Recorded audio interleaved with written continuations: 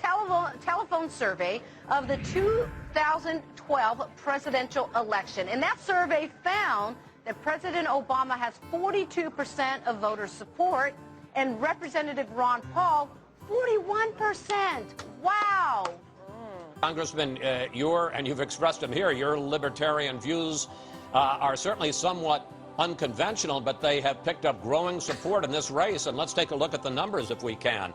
The latest Gallup poll shows you in third place in the GOP presidential race with 13% behind Perry and Romney, but ahead of Bachmann and all the other candidates. And in a matchup with President Obama, you're now basically even at 47% to 45%. Question, what's going on here? Why are you gaining such traction this year? Well, because it's a good idea. It's the American ideal. But I'm fascinated with your word unconventional. Isn't it strange that we can apply that term to freedom and liberty and the Constitution, limited government, and a balanced budget? You're proposing this unconventional idea of government. Well, I think you're right about it.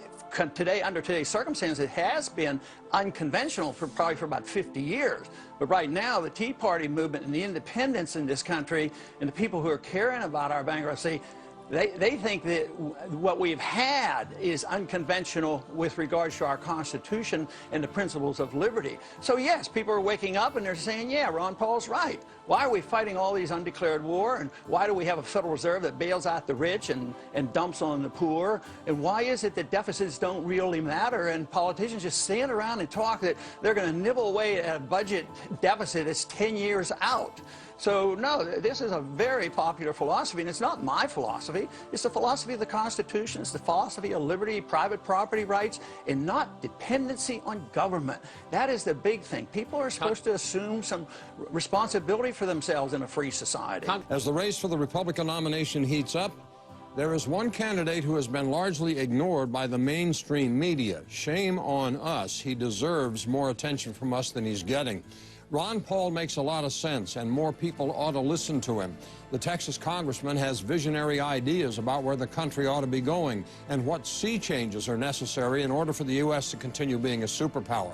When Ron Paul ran for the Republican nomination in 2008, he talked about the economy imploding, the untenable nature of the national debt, the eventual destruction of our currency, and a limited role for government. He showed tremendous fundraising ability and had an absolutely rabid base of support. Problem was, it was too small. In the 4 years since then, a lot of the things Ron Paul warned us about have happened. We're deeper in debt, a lot deeper. The dollar is worth quite a bit less. The federal government increasingly dysfunctional, and the country is more divided maybe than at any time since the Civil War. Yes, Ron Paul is a conservative, but he's not one of those who goes around hitting people over the head with his Bible. And looking at the current batch of Republican wannabes, especially in light of some of the stuff that's come out of Michelle Bachmann and Rick Perry's mouth in the last 24 hours, Ron Paul stands out as maybe the only adult in the room. In politics, just like in life, it's often the timing that makes the difference. In the case of Ron Paul, it seems events over the last 4 years have finally caught up with the candidate. Paul's message hasn't changed, but the urgency of what he's saying has increased dramatically. And it seems like this time, more people may be listening. He came within an eyelash of finishing first in the Iowa straw poll, less than 200 votes behind Michelle Bachmann out of nearly 17,000 votes cast. Again, a fact that was largely overlooked by the mainstream media. Michelle Bachmann has no chance of being the next president of the United States. Maybe Ron Paul should be. Here's the question. Is Ron Paul the only grown-up running for president on the Republican side? How about voting for a candidate with experience that has proven he or she knows the issues and is willing to fight for our liberties? You know, somebody like Ron Paul. You know, the media's got to start listening and covering this guy a little bit more, Wolf. He may be a player this time around. Well, he already is a player. Ron Paul certainly has influenced the other Republican candidates. 4 years ago, as you correctly point out, he was basically saying the same thing. But now more and more Republicans are beginning to say the same thing that he's been saying for a while. Ron Paul deserves more publicity. Ron Paul deserves to be on more. I think a lot of people would be good to run against Obama if they would, like Ron Paul did. You know, Ron Paul and that other guy from New Mexico, the former Gary Johnson. Yeah, former, well, first of all, both of those guys are, you know, they're Republicans. I'm pretty sure Gary Johnson is, but I know that. But what do you mean, Ron Paul? Like, what do you mean? What does that verb mean? Ron Pauling it? Well, Ron Paul is all about smaller government and is all about getting us out of these wars and is all about being, honest about what's happening with the American people and upholding the Constitution and freedom of personal use of drugs and doing whatever the fuck you need to do. Is Ron Paul's revolution now at hand? My views are quite different than the other candidates, so they would just as soon us not get the coverage that the others are getting. Well, as it turns out, Congressman Ron Paul of Texas is getting more coverage and more votes for his libertarian views than are the establishment Republicans. Paul finished a close second in last week's Ames, Iowa straw poll. Paul was less than 200 votes shy of beating out the straw poll winner, Iowa native and Minnesota Congresswoman Michelle Bachmann. That's a difference of 152 votes out of a total of roughly 17,000 votes cast. Congressman Paul had already won the Conservative Political Action Conference straw poll in February, the largest conservative gathering of the year. Paul also won the Southern Republican Leadership Conference straw poll in April. Why is Paul gaining traction? He says it's the rise of libertarianism. Time has come around to the point where the people are agreeing with much of what I've been saying for 30 years. So I think the time is ripe. Look, I think Ron Paul is a principled, honorable guy, and his time basically, I think, has come for his ideas. Two of them, John. He is the guy that put the Federal Reserve and monetary policy on the table that Rick Perry is picking up. And secondly, the whole idea of interventionism, an American empire, bring the troops home and cut the defense budget. Yeah. You got an anti-war, anti-interventionist conservative, and he's making hay with it. We got a piece about Ron Paul. Yes. We had a Gallup poll come out yesterday that had Rick Perry on top, Mitt Romney trailing him, but Ron Paul in a solid third place. Paul is the highest polling and least covered candidate in the race.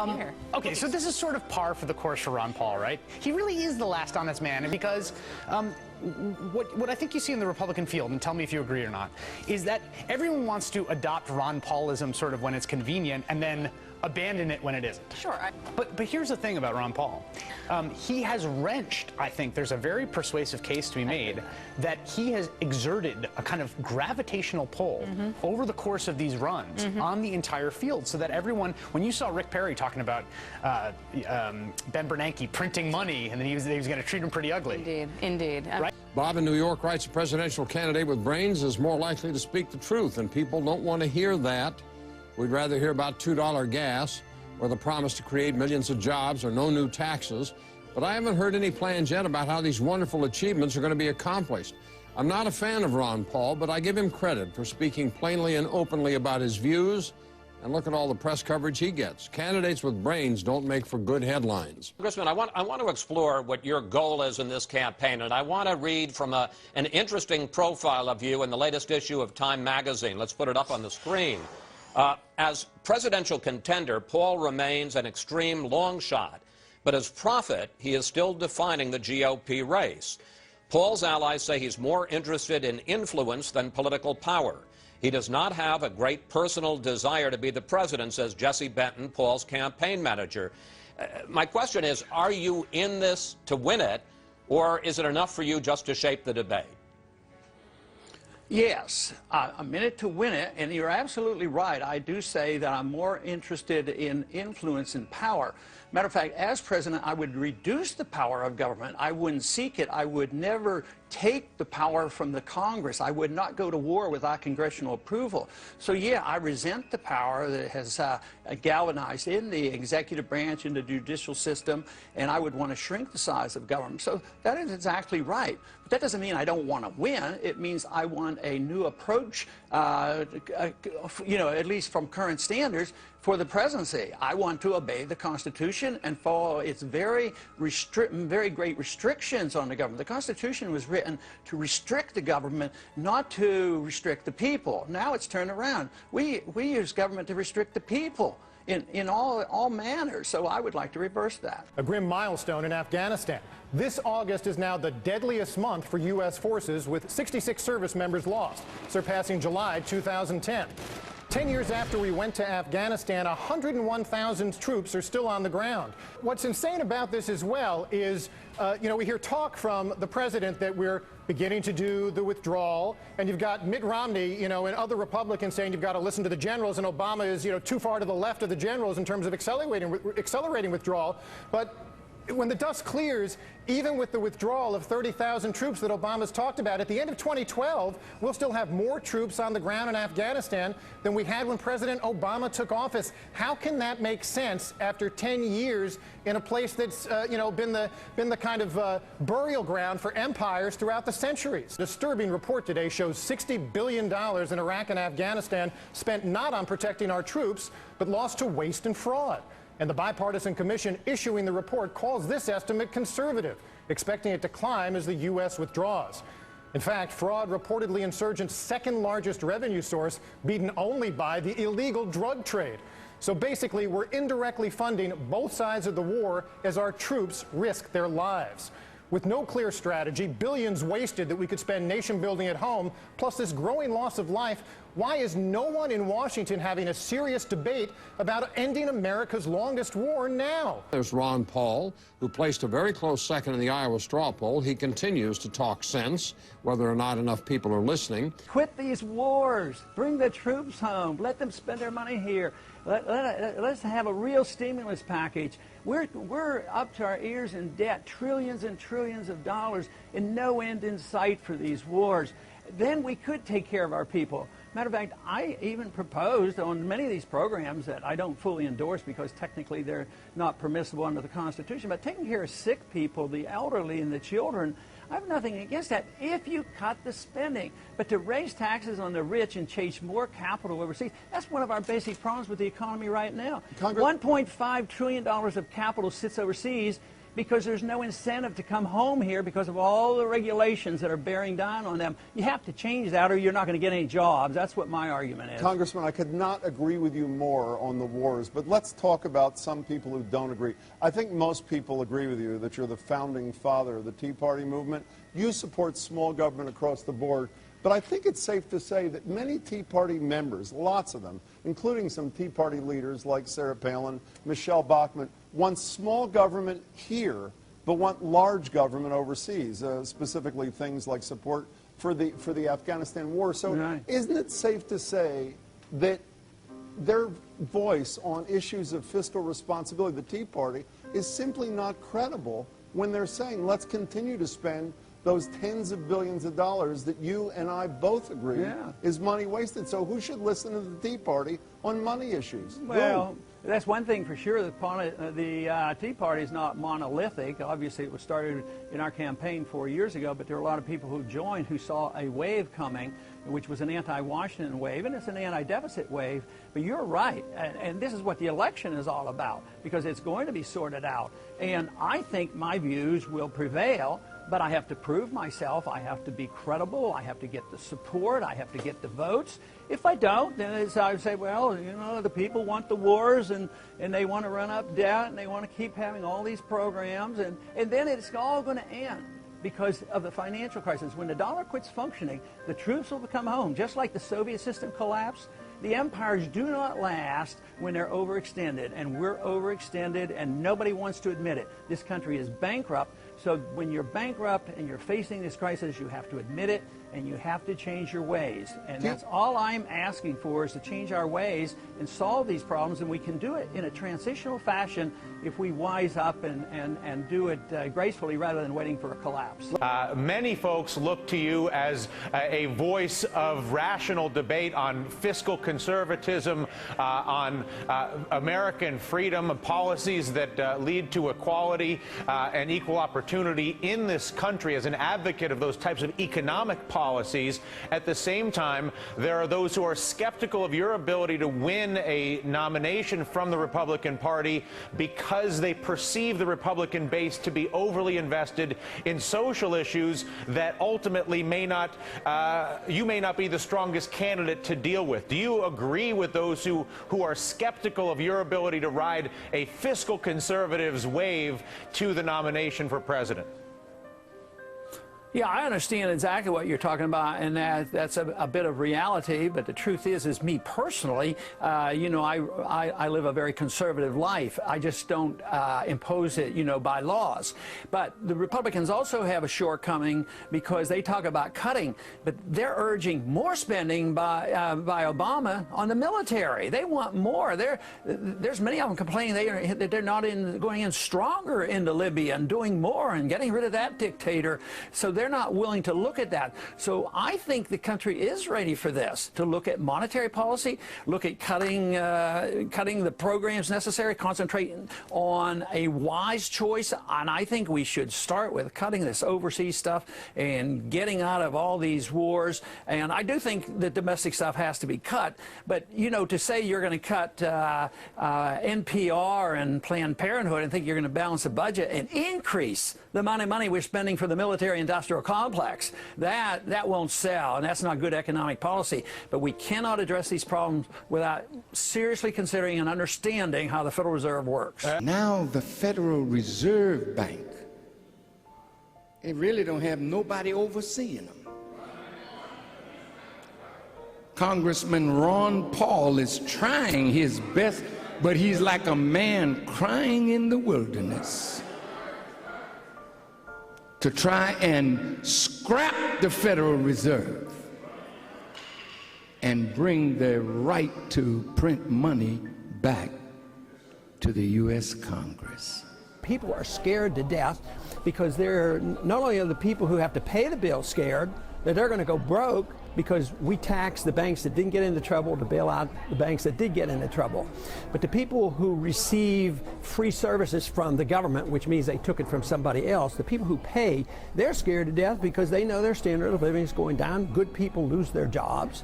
And at the same time, the people on the receiving end, they realize that the government doesn't have much anymore. The credibility is gone. So this is a climactic event that's happening, and we won't be forced to go along with the status quo. It can't happen. We have to decide in this country one way or the other. We either have to decide that freedom works, the market works, sound money works, our Constitution is worthwhile, or we march on to some socialistic, dictatorial, authoritarian government. And right now, everything in Washington is moving in that direction. Let's switch gears for a sec and discuss foreign policy, specifically concerning Iran. You've said that the recent actions taken by the international community against Iran is warmongering, and this revolves around the secret nuclear plant that was recently discovered. How so? I don't like what's going on because I don't think it's in our interest. It's not in America's interest to go and antagonize and try to stir up trouble. Yes, it's a serious matter what's happening in Iran, but we don't have any right to spend tens of millions of dollars in a program with our CIA to have an overthrow of their government. And we're still involved. We've been involved in messing around with that government since 1953, and it's not in our interest. And we have such a mess over there now. We're still deeply involved in Iraq. You know, we're replacing a couple of troops with a whole lot of contractors. We're deeply bogged down in Afghanistan every day. That deteriorates. We're constantly bombing Pakistan. And here now we're stirring up trouble. If we put on stronger sanctions against the Iranians, that is an act of war. If somebody came and put sanctions on us and prevented our imports, we would consider that an act of war. So what benefit will it be to us? We're already bankrupt. And it's not going to make us safer. To me, that just stirs up more hatred toward us. Every time, like, you know, every time somebody gets killed over there, whether we do it directly or indirectly, and we say, oh, they're the Taliban, they're the radicals, and they're the ones who cause trouble. They don't know that. I mean, they're people who are, you know, in the 1980s, they were our friends. You know, and we were allies with them and trying to keep the Soviets out of there. But every time somebody's killed over there and we get blamed, that's just more hatred directed toward us. It drives us further into bankruptcy. So the end of our empire must come for moral reasons, for constitutional reasons, but mostly economic reasons. It will come, and that contributes to this anger and frustration that so many people feel in this country. The majority of the American people don't even support putting more troops in Afghanistan. Of course, my position is much different. It's not that I don't want more troops in Afghanistan. I want them all to come home. And that, to me, is what would be in the best interest of the United States. So if you feel that this new second nuclear plant is not such a risk to the international community, why do you think Russia has taken the actions it's taken and aligned itself a little bit more with the U.S. and Europe in terms of the way to approach Iran? Well, I think there's been some diplomatic things going on because the anti-ballistic missile plans of Eastern Europe were removed, and I mean, they're probably playing a little cat and mouse. I think this whole thing is going to benefit China the most because China has all our dollars, or a lot of our dollars. They're going to be more motivated to spend dollars, and they will go and they will buy their influence in a legitimate capitalistic sense. They're going to invest dollars in Iran and influence Iran and maybe buy their oil. Maybe they'll help them on, there'll be a stronger motivation to get more refineries so they don't have to worry about imported gasoline. So I think this gives a tremendous boost to China and hurts us tremendously. But I just don't think Russia's heart's in it. I don't think Russia is necessarily going to, they're more likely to be aligned with the Shanghai Cooperation Organization, the group of countries that have gotten together to counterbalance our influence in that region. Well, we've seen President Obama step out on the international stage addressing the General Assembly at the United Nations. You have to acknowledge that he does have a much different tone from his predecessor, from the Bush administration. It seemed as though he was reaching his hand out to the international community and willing to work with everyone who respects international law.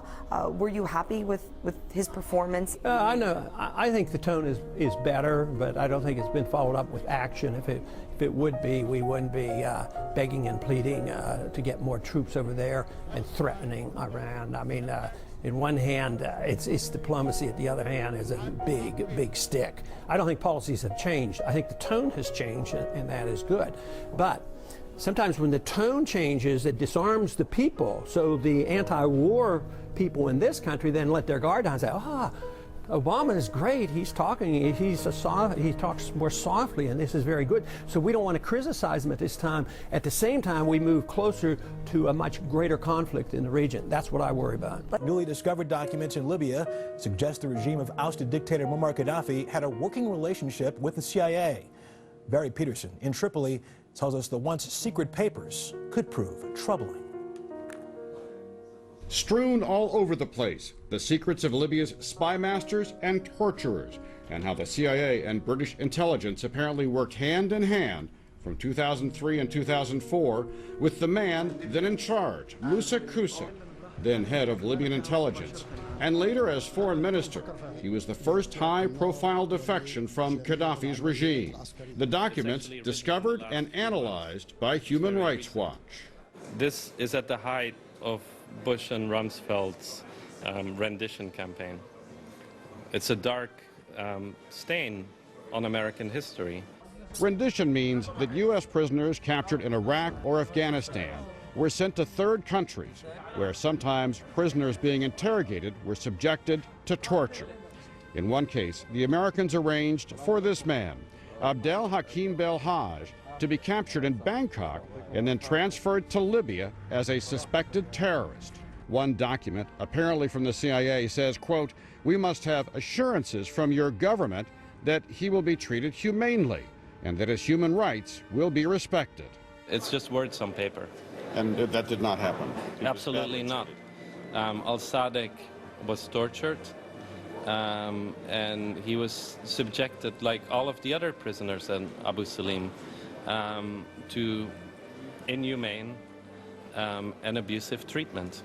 Belhaj is now a commander of rebel forces in Libya and told reporters he bears no ill will towards the CIA.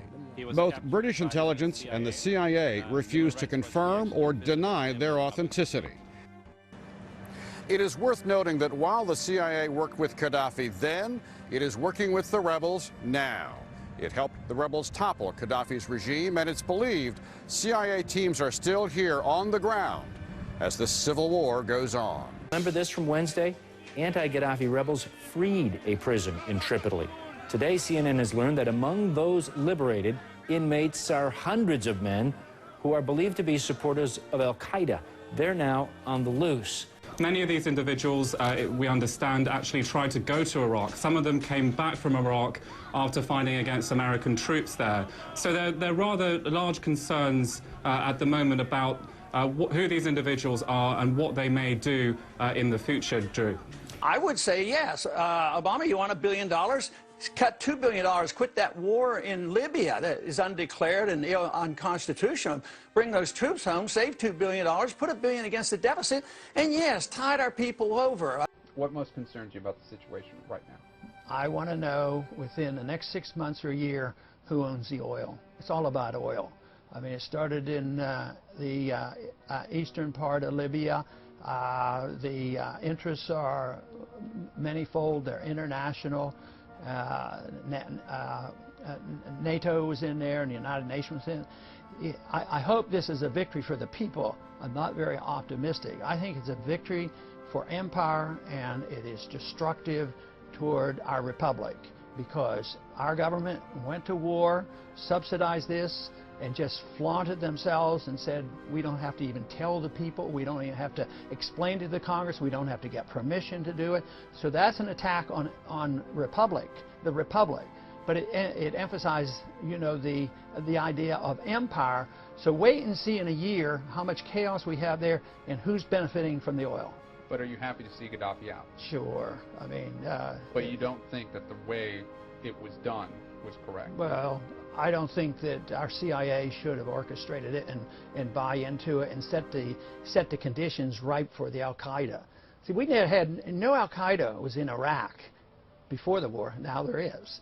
There'll be Al-Qaeda. As bad as these dictators are, they usually have some type of maintain some type of order, because they don't allow Al-Qaeda and other radicals to come in. They want to be the radical dictator. So I think that I think things won't go well here in the next year or two.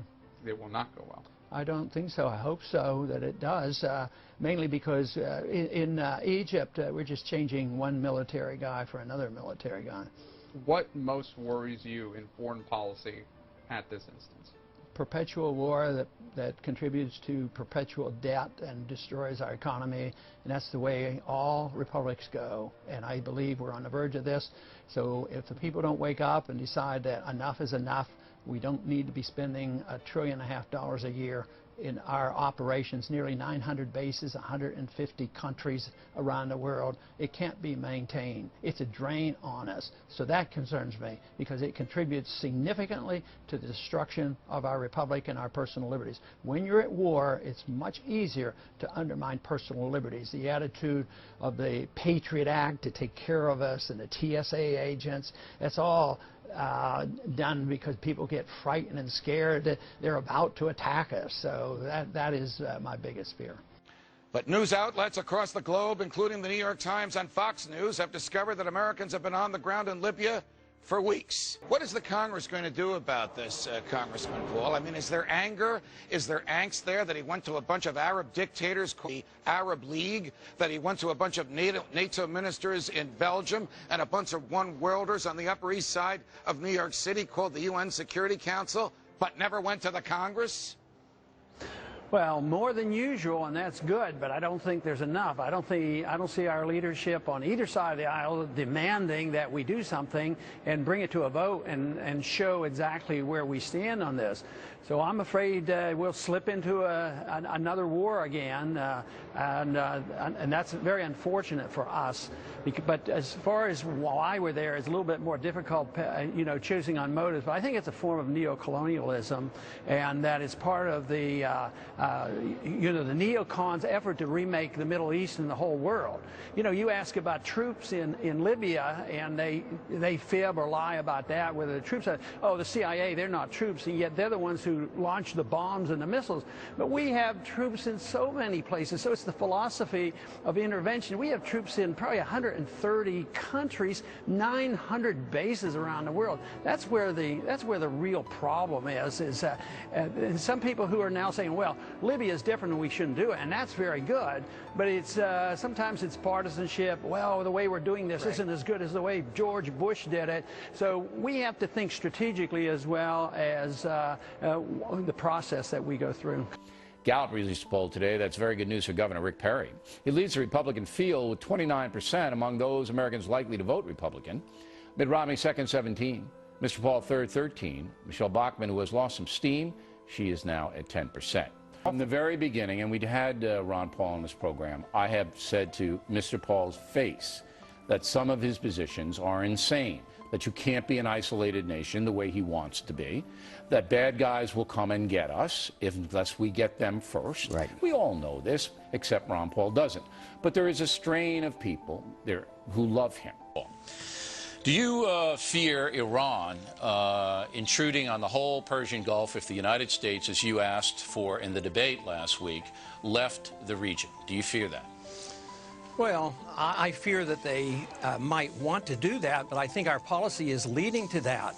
Everything that we do enhances the Ahmadinejad crowd in Iran. There's a dissenting force in Iran, and everything we do to undermine that government, we have our own CIA over there now trying to undermine that government. In doing that, we bring all their people together, so the ones who want to dissent and oppose him are, you know, they lose their power to do so. So I would say our policy is doing everything conceivable to enhance Iran. Just the whole invasion of Iraq has helped Iran. Well, that may or may not be true. They're the one. It may or may not be true. I mean, evident. it's a debatable issue. I'm not going to say it isn't true, but it's a debatable issue. But look, as we saw in the summer war last year, Iran can arm and finance a force like Hezbollah and cause a lot of trouble, and the United States doesn't have anything to do with that at all. So I think that in our national security situation, we have to assume that Iran is an aggressive nation, that it wants to injure the United States, and is going to use surrogates to do it. Now, if you have an Iran actively seeking nuclear weaponry, as you do, and if you have the ability of that country to hand it off to a Hezbollah or an Al-Qaeda or anybody else, you withdraw from the region, you give them carte blanche to do what they want. Do you not, Congressman? See, I think you're concerned about the wrong country right now, because more than half of the Al-Qaeda that are committing suicide in Iraq right now are Saudis, and nobody even talks about look, that. I'm concerned about all the things, but when they're seeking a nuclear weapon, when a country's seeking a nuclear weapon that's a danger to the USA, a stated danger, and you want to withdraw from the theater, that gives them carte blanche to do what they want, does it not? Well, first off, you know, you have Pakistan, and they're not exactly the most pro-Western but I'm talking about country. Iran, Congressman. I'm not talking about Pakistan at this point. Why don't you ever let me, you know, answer Because you're not directly answering the question, sir. Because no, I do not fear them as you do, as many do, because they want another war. They want to spread this war. This has been the plan by the neoconservatives to have this major overall, this revamping of the whole Middle East, precisely the reason the Al-Qaeda is growing. The Al-Qaeda is growing because of our policy. Our national security is threatened because of our policy, and it makes it much worse. So I see the Iranians as acting logically and defensively. We've been fighting the Iranians since 1953. We overthrew their government through the CIA in 1953. We were allies with Saddam Hussein in the 1980s, and we encouraged him to invade. All right, so I just want to get Iran. we don't need a history lesson, but I do want to get this on the record. You have to understand. I do understand the region, man, but we don't have time to do the history lesson tonight. I just want to get this on the record. You don't fear Iran, even though Iran has demonstrated it can start a war, which it did last summer with its Hezbollah surrogates, and it stated that it wants to do damage to Israel, wipe it off the face of the earth, and is developing a nuclear weapon. And you don't fear them? Yes, I worry about it. I'm concerned about it. But what I'm saying is the very policy that you advocate is encouraging that. What I'm saying, Bill, is this. They put it in perspective. They don't have a weapon. They're not likely to get one in 10 years, according to our CIA. That's not true. That's not true. I mean, everybody says it's 5 years or less, and without us in the theater, it's going to happen a lot quicker.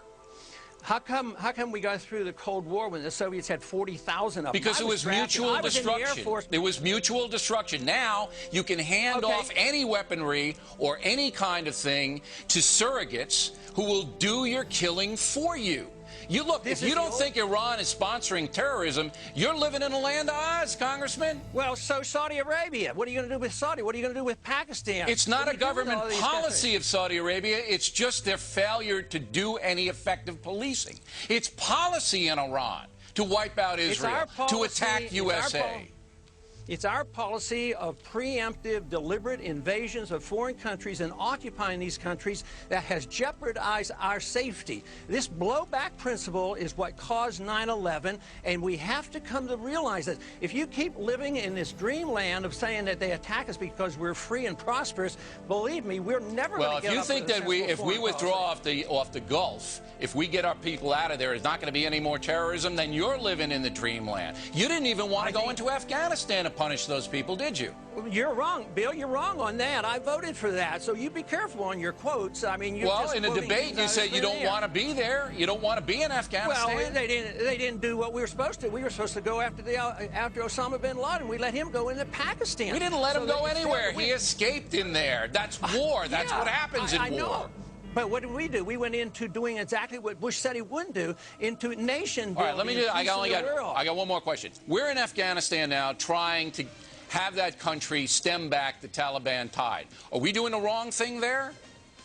Right now, we're doing the wrong thing because we didn't do what he was authorized to do. The president ignored going after bin Laden, and we don't need to be in nation building. We need to defend this country and defend our national security, and our national security interests are not served by the policy that we're following in the Middle East. It's undermining our national security. Congressman, we got it. Have to come to realize it. We got it. And Water's World segment tonight, Congressman Ron Paul from Texas continues his quest to be president, even though most polls have him around 10%. On his website, Mr. Paul was complaining that the media was ignoring him. We don't like to see that. Mr. Paul deserves some recognition, so we invited him on The Factor. Unfortunately, he turned us down. So we sent producer Jesse Waters to see him in New Hampshire. Jesse Waters with Fox News. How are you? Good. How are you? Just a few questions for you. Okay. Why wouldn't you come on the O'Reilly Factor? We were all pretty surprised. It's pretty good exposure. You know, I never remember getting a precise invitation other than the only thing I heard was he was sort of ranting on the TV. And I probably had other things to do and maybe better things. Who knows? Well, you're saying that the media was ignoring you, and, you know, it's a pretty big show. O'Reilly was pretty disappointed because he remembered you guys had quite a spark the last time. Well, he isn't exactly a journalist. If he had been more journalistic, I might have considered it, but he doesn't come across as being journalistic. Well, I'll be the journalist. Bill sent me. I know I'm a little shorter than he is, so this is the no spin zone. Just have a few questions for you. Okay. Are you okay with Iran developing a nuclear weapon? All they're saying is, aren't we entitled to one? Matter of fact, there's no evidence for sure that they have, because so far the evidence, whether with our CIA or the United Nations, they do not have concrete evidence that they're on the verge of having a nuclear weapon. So if you were president, you wouldn't do anything to stop Iran from nuking up? Well, what my policies would do would probably give them less incentive. I'd probably talk to them. I'd probably remove the blockade and not threaten them. They want weapons. See, you know, the Libyans had a nuclear weapon program, and we talked them out of it. So once they got rid of their nuclear program, what did we do? We went in there and, you know, took them out. So I would say that if we could see a little bit how other people think, you know, treat people like we might want to be treated. So no, I am not, I don't think it would be the end of the world. They talk about the Constitution when it pleases them, but when it doesn't please them, like going to war without a declaration. Go bomb Iran. You know, they might get a nuclear weapon. Well, is there a declaration of war? Why is it that some people, you know, think we should obey the Constitution sometimes, but another time? So that wasn't so bad. You didn't want to explain that to O'Reilly? Well, he wouldn't have understood it. Thank you very much.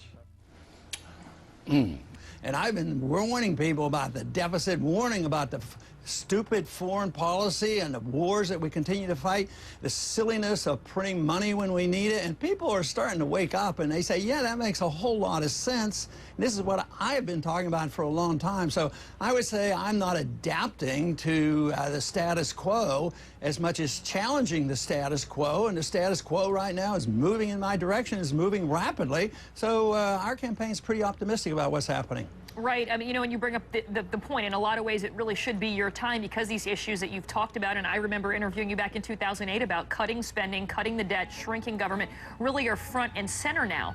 Then again, there are some other views like isolationism that could potentially keep you from being a mainstream Republican candidate. So do you really think that there's a path to victory for you, even though some of your stances are a little bit controversial? Well, they certainly are trying to be made controversial by the media, who always wants to use the word isolationism, because that is not what I'm talking about. If anybody studied what I'm doing will know that you can't use that word. I talk about non-intervention. I'm a free trader. I don't want closed borders. And, you know, I just think that there's a big difference between not aggressively starting wars versus isolationism. Isolationism is closing ourselves off from the world. And I want to take the advice of the founders and follow the Constitution. That is, get along with other countries, promote trade, and promote travel. That's what we need to do. So it's the last thing in the world from isolationism. And besides, it's very traditional, it's very American, and it's very... No, I was just saying, if you're taking issue with the term, let's lose the term, let's just talk a little bit about some of the positions that you've talked about. A pullout from Afghanistan at a faster pace, Iraq. What about Libya, Yemen, some of these other countries where we are now involved in, whether it's a major show of ground troops? No, but at least some sort of military intervention, be it drones or special operations forces. What would be your stances on some of those? Well, what it's been for a long time, just come home and quit that. And the majority of American people are saying that. They're sick and tired of a 10-year war. And now that bin Laden's killed, especially now, just come home. I mean, the foolishness of going into Iraq and now under UN orders and no permission from the Congress, going into Libya, starting another battle in Yemen, in Somalia, Pakistan, Iraq, Afghanistan. We can't afford it. I mean, the people know it. They're sick and tired of it. So I don't think this is strange at all. I think I am mainstream America right now on this foreign policy. And I also run with the purpose of doing something else, and that is changing our foreign policy, because it intertwines with our economy. We cannot sustain the world empire, and we do not promote liberty. We promote debt. We promote problems. We undermine our liberties. Now, the reason we don't cut spending is one side loves entitlement, and the other side loves war. And even this token attempt, $100 billion of cuts when we have this huge deficit, but there's no mention of cutting military spending. I don't want to cut defense spending. This military spending doesn't defend us. It makes things worse. Here's the latest Gallup poll just out. As you see the percentages, Mitt Romney, 24%, Governor Rick Perry, 17%, Ron Paul, 14%, Michelle Bachmann, 13%. There you see the rest: Gingrich, Kaine, Pawlenty, Huntsman, Santorum. You know who's interesting to me is Paul. Paul is doing very well out in Iowa, and I don't think that's going to thrill a lot of the Republican establishment. According to the New Hampshire Journal poll, 36% of those voters, Republican voters for the nominee, would choose Mitt Romney. It's a big number for Mitt Romney. It is not a huge surprise. He's done a lot of hard work on the ground in New Hampshire and has had support there since the last election.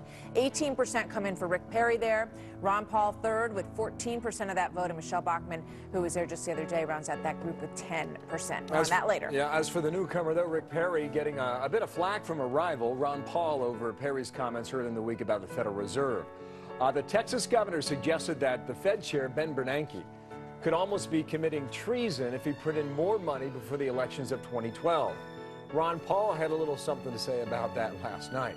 Now we have a southern governor, I can't remember his name, who's coming into his campaign. So he realizes that talking about the Fed is good too. But I'll tell you what, he makes me look like a moderate. I mean, I have never once said Bernanke has committed treason.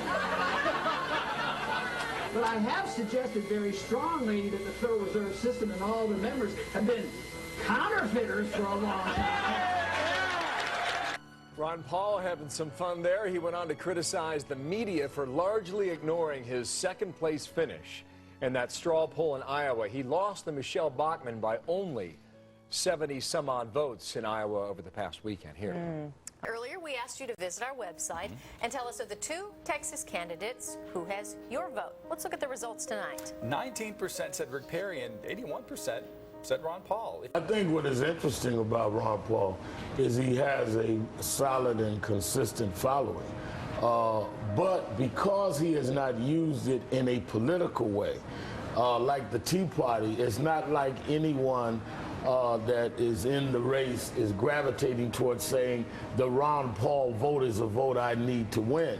So it's fashioned in a more ideal kind of movement than in a political movement with a threat to impact someone's campaign. So he's clearly, I think it's right to call him more of a prophet than a power broker, because I don't think he's trying to broker power as much as broker new ideas. So I think, even though I may not agree with a lot of it, I think his persona and the political imagery that he has created is much different than those that say, I'm going to take this position to leverage it into something else. He's more of an idea kind of candidate, which is unusual. I find it very difficult to protect liberty if you don't truly understand what the Patriot Act is all about. I understand I was in Washington with the great concern on the day after or the day of 9/11. But the Patriot Act is an attack on our liberties in the Fourth Amendment. It does not solve the problems that we face. We cannot protect liberty by taking liberty away from the American people. You never have to give up liberties to be safe. The United States government has a long history of taking away your civil liberties and claiming somehow that that will make you safer. But have we given up too many of our rights? Supporters of GOP presidential hopeful Ron Paul have formed a super PAC to tap into that sentiment. How is it that the government has been able to sell us, Tom, on the idea that by restricting human liberty, it can somehow keep us safer? Well, one thing they've tried to do is assure us that, don't worry, any infringements on your civil liberties, these are just going to be imposed on the bad guys. It's never going to happen to you. So it's okay that since 2008, the FBI, as most people don't realize, now has the power to start an investigation of you, to follow you around, to watch you 24 hours a day. Even if you've been accused of nothing, they don't even suspect you of anything, they can just start following you around. And what actually happens is that these powers wind up being used against people who are politically unpopular. We fought the revolution against a British government in large measure because Parliament authorized British soldiers to write their own search warrants. And now under the Patriot Act, we have enabled federal agents, not just FBI, but even those goons at the TSA, to write their own search warrants. Basically, the agent authorizing him or herself to enter into your property or to go through your computer files. How does that make us safer? I don't know how it makes it safer, but it certainly makes us dumber, because we put up with this. If you think back to 1798, this thing called the Alien and Sedition Acts, It took 6 months for Thomas Jefferson and James Madison to say, we don't like this.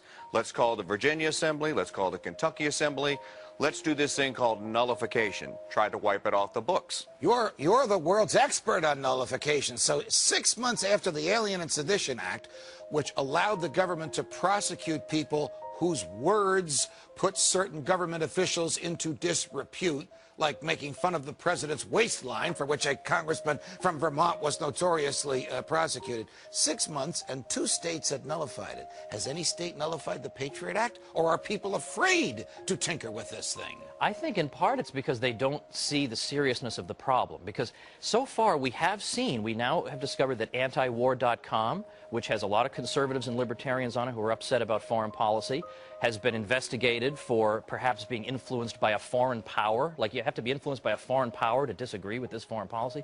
Greenpeace and People for the Ethical Treatment of Animals have been harassed. And so we think, well, we don't like those groups, so who cares? But think about the way we've seen governments define what constitutes a domestic terrorist, right? They define it in a way that sounds like a regular American. So be very careful before you say, oh, I trust the government, I trust the government. Remember Thomas Jefferson, who said, don't tell me about having confidence in man, but bind him down from mischief by the chains of the Constitution. By the chains of the Constitution. Does anybody in government take the Constitution seriously? Jim Clyburn, who's the #3 ranking Democrat, once told me on another show that I was hosting, when I asked him where in the Constitution is the federal government authorized to manage health care, it was during the debate on Obamacare, he looked at me and he said, Judge, most of what we do down here is not authorized by the Constitution, and then laughed. I think it's funny that during a presidential debate for the Republican Party, Congressman Ron Paul will say, we need to legalize the Constitution. Just imagine this concept here, legalize the Constitution. Oh, you mean when you take an oath, you actually mean what you say and you saying what you mean. So the Constitution, as we used to know, or as it used to limit the federal government, and that's the purpose of having a written document, is to say this is what you may do, not what you can do. When Congressman Paul the other night said we need to legalize the Constitution, and apparently during a break in the debate, he was approached by the governor of his home state, also on the stage with him, Governor Rick Perry. I want to show the photograph of the week, which shows Ron Paul and Rick Perry sort of doing what? Take a look at this and tell me what you think is happening here.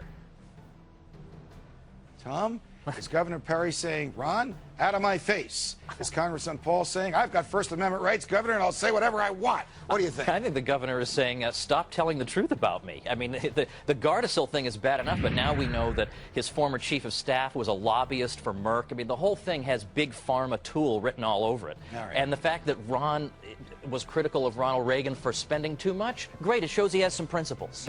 Foreign policy has been a big issue in our campaign, because the country is tired of the war, and we're all so broke. The wars have been going on for 10 years. They're undeclared. They're fought under international banners, NATO and United Nations, and we don't see an end to it. But it's also costing us a lot of money. We're into wars that are costing us trillions of dollars. Those trillions of dollars should have been left in the economy to build jobs and produce prosperity here at home. Chilling new indications that billions, yes, billions of dollars in U.S. cash could actually be in the hands of the Taliban. Our Pentagon correspondent Barbara Starr is following the story for us, following the money, if you will. What's going on here, Barbara? Look, Wolf, it seems like we are standing here every week chatting about another case of corruption in the war zone. This time, a military review of a trucking contract, a $2 billion plus trucking contract in Afghanistan that moves more than 70% of the goods and material that U.S. troops need at their remote fire bases, moves it all across Afghanistan. The military in Kabul looked at this $2 billion plus contract and found payoffs and corruption. One U.S. official telling us, and we quote from what he explained to us, that when they looked at it, there were concerns about, quote, fraudulent paperwork and behavior, indications dollars were flowing to criminals and the enemy. What we are talking about is a web of payoffs. The contractors who run the trucking companies hire subcontractors, the subcontractors then pay off police and security officials who pay off the Taliban or criminals so that their trucks get safe passage across insurgent zones in Afghanistan. Is it realistic at this point that any of this will ever change? We spoke to a top analyst about all of this. When you have the extent of corruption that we may have seen with some of these contracts, that's clearly not acceptable, and they have to change the way they are doing business. But, like I said, it's unrealistic to think that something like this would not happen, given the influence of the Taliban, the fact that they're intimidating the population every day. One Afghan police commander took $3.3 million in payoffs and distributed to insurgents in the form of weapons, explosives, and cash. According to U.S. officials, $3.3 million, Wolf, in U.S. taxpayer money. Yeah, Wolf? it's a lot of money coming on the heels of that Inspector General's report last week. Billions of dollars winding up in the hands of bad guys in Afghanistan. It's pretty shocking. All right, Barbara, thanks very much. Let's go back to Jack for the Cafferty file. How does that make you feel, Jack, knowing that taxpayer dollars, your money, winding up in Afghanistan in the hands of the Taliban? Well, it makes me feel exactly how you might imagine it makes me feel. Well, you better sit down for this one. A new report says a vendor for the United States government is overcharging our troops overseas for their necessities. Overcharging can be government talk for stealing from you. You won't believe the dollar markup. And by the way, where's the oversight by Congress? At the end of July, the Special Inspector General for Iraq Reconstruction issued this stunning 172-page quarterly report that says, among other things, that Iraq is less safe than it was 12 months ago, and that June was the deadliest month on record for U.S. troops in more than 2 years. But perhaps what's most shocking in this report is the claim that a U.S. government contractor named Anham located in the building behind me here in Vienna, Virginia, egregiously overcharged the Pentagon and ultimately the American taxpayers for items like control switches and PVC pipe, sometimes 5,000% increased markup, and even over 12,000 in one case. Ron Paul doing very well in Iowa, but complaining that we here in the media are not giving him enough attention. Does Paul have a point, Will? Speaking of the Fed and monetary policy, Ron Paul, huh? Yeah, he does have a point. Kira, you know, the media is pretending like Ron Paul doesn't exist. Now, I'll tell you who's not pretending that way is the Republican Party. He has moved the ideological spectrum of the Republican Party more towards a libertarian bent, more towards a focus on constitutionalism. You know, the justification in the media for not giving him attention is that he just can't win the presidency, that he doesn't have a chance. That's a little bit of a self-fulfilling prophecy, don't you think? About Ron Paul, I mean, he came in a close second in this Iowa straw poll. Why are we not including him in this top tier? Just very, very quickly.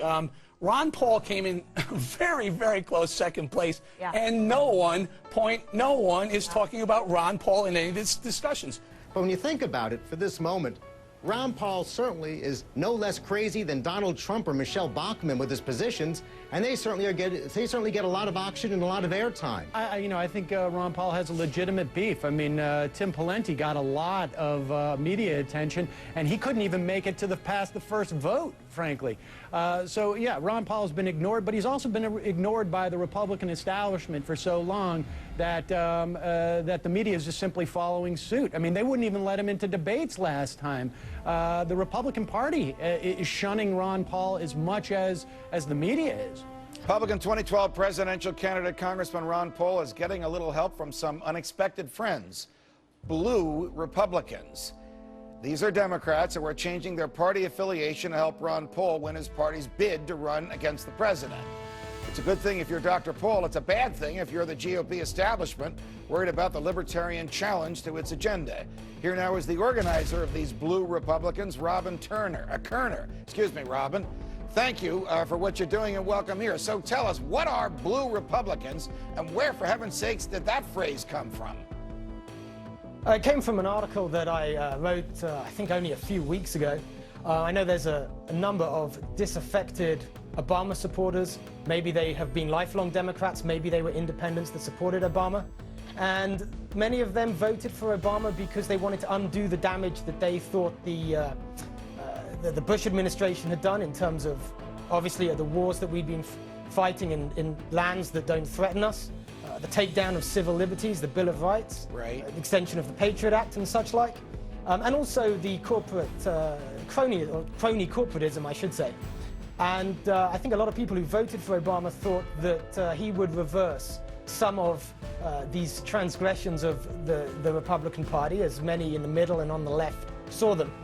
And but of course now we know that Obama isn't just Bush light, he's Bush plus, if anything. All right. Extending the Patriot Act, more foreign wars. So I think many who voted for Obama in good conscience, now if they're going to really maintain that good conscience and the principles on which they voted, if they were principled voters, then they have to become Republican, at least for a year, to make sure that Ron Paul wins the primary, so that he can then go on to win the presidency. Are these the same folks or the same type of folks that we once called Reagan Democrats about 30 years ago, who, I don't know if they switched party affiliation and voted for Ronald Reagan in the primaries in that year, but they certainly openly and notoriously supported him in 1980 and in 1984. Are they more blue collar? Are they more ethnic? Are they not interested in big government and feel abandoned by the present Democratic Party? Yeah, it's a good question. I think demographically they're as diverse as Ron Paul's supporters. And as you know, Ron Paul's support is has a hugely diverse base. And I don't think the blue Republicans are any different. How is this going? Are people changing their registration? And can they do it on the spot, or do they have to do it sufficiently in advance of the primaries so that the various state election officials will accept as real that they have the right to vote in these Republican primaries? Right, that's on a state-by-state basis, right? There are primary states where getting the registration changed to Republican in a timely fashion is very important. Then there are caucus states. And certainly it's possible in some states that Ron Paul can take them just by virtue of the great work that his supporters have been doing for some years now, basically taking control of the precinct officerships and so on and so forth. So it's a state-by-state thing, and we're hoping to have a website up, bluerepublican.org, soon, where we're going to put all that information together so that we have a one-stop shop for people who want to, you know, vote for civil liberty and for peace, and they can find out how to do that. Are you, Robin, targeting any particular states like Iowa or New Hampshire or South Carolina, where the early Republican primaries, or caucuses in the case of Iowa, will be held? Well, really, I think this movement is more a philosophical one at this stage. I think it's up for people. It's up to different people to make up their own mind, you know, what they, or to find out what they need to do in each state. But I think what we're really speaking to here is a breakdown of the old left-right paradigm, the old Republican party. Very interesting to see how this turns out. And Thomas Jefferson lives. He's Ron Paul. If Jefferson lived today, he would rail about the Federal Reserve. He wouldn't like that. He'd be appalled by our ongoing wars, our nonstop wars. Jefferson said, the less you use power, the greater it becomes.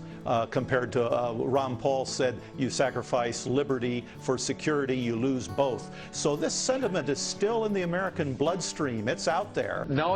Listen, Chuck, America's not a democracy. It's a Chuck-tatorship. Now, if that was true, I would go to Washington. I'd line up every member of Congress.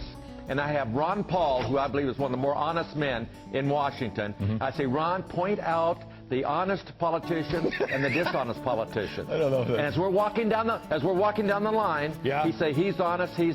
Now he's dishonest. I'd walk up to him and I'd say, you're fired. And if he didn't move immediately, I'd choke him unconscious and drag him over to the pile. Okay, all right. Chuck Norris, thanks a lot. I don't know what to make of the presidential debate last night, because instead of talking about the economy or foreign policy, it seemed like the candidates were obsessed with who had the biggest family or who brought the most children into the world. It was kind of weird. Take a look. Good evening, I'm Tim Pawlenty. I'm a husband. My wife Mary and I have been married for 23 years. I'm the father of two beautiful daughters, Anna and Mara. I'm a neighbor. I am father of two, grandfather of three. Karen and I are the parents of 7 children. I have 5 sons, as you know, 5 daughters-in-law, 16 grandkids. I've had 5 children, and we are the proud foster parents of 23 great children. Before I went into the Congress, I delivered babies for a living and delivered 4,000 babies.